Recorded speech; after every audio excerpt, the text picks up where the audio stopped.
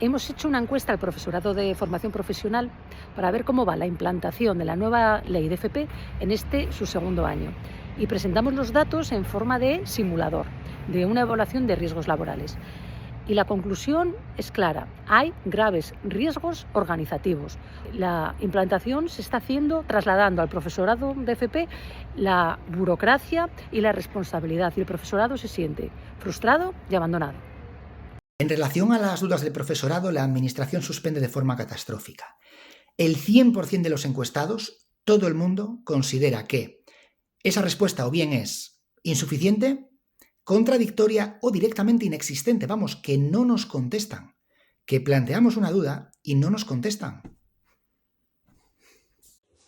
Antes, el alumnado que aprobaba el módulo de FOL obtenía el pasaporte a la seguridad, un certificado que acredita una formación en prevención de riesgos laborales equivalente al título básico de 50 horas.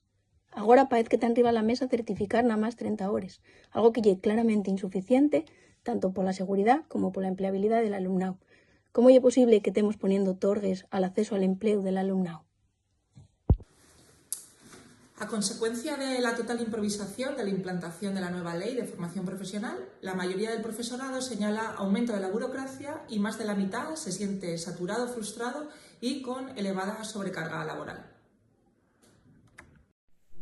2 cursos, de momento, sin normativa estable para implantar la FP, lo que supone una dejación en las funciones que tiene esta consejería, inseguridad jurídica en las acciones que está desarrollando el profesorado, delegación en los centros de lo que tendría que legislar el Principado.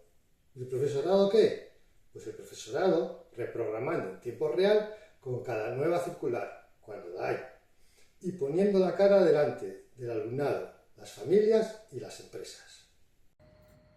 Soy Yolanda, profesora de ciclos formativos de la Familia de Informática en Asturias, y quería comentar las dificultades que estamos teniendo con la nueva ley de FP, donde todos nos encontramos con problemas, el profesorado por una carga de alumnado para enviar a las empresas. Yo en este curso tuve 34 alumnos para colocar en FCTs, cuando normalmente tenía sobre 15.